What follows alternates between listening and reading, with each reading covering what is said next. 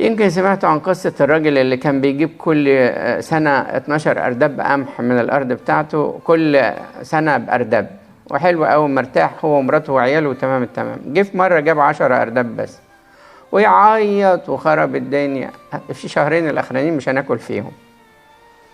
وراح لأبونا وقال له يا أبونا أنا ومراتي وعيالي هنجوع شهرين في آخر السنة. قال له يا ابني احنا لسه في يناير. قال له بس أنا ما جبتش إلا 10 أرداب، احنا كل سنة بنجيب 12، فال12 دول بيساعدونا جدا، لكن احنا المرة دي أنا جبت 10 بس، ففي شهرين مش هاكل فيهم يا أبونا.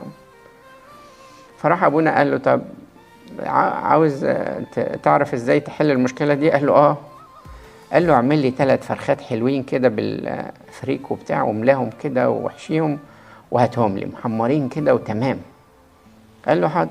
راح جاب له ال3 فرخات، فقال له تعالى بقى تعالى معايا، وراح موديه عند عشه فقيره جدا كده، وقال له هنا في ارمله وابنها نايمين، فخبط عليها واديها العشاء، قول لها يسوع بعت لك العشاء.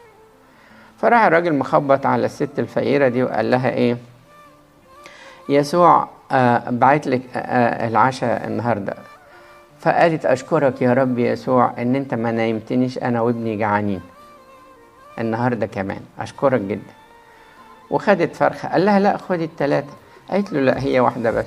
قال لها عشان بكره وبعده. قالت له لا انا ما بشيلش هم بكره، يسوع هياخد باله من بكره برضه، هو بعت لي النهارده هو كويس كده. فالراجل مشي وهو واخد الدرس كويس قوي. دي مش شايله هم بكره، وهو شايل هم بعد 10 شهور هيعمل ايه، هياكل ولا مش هياكل.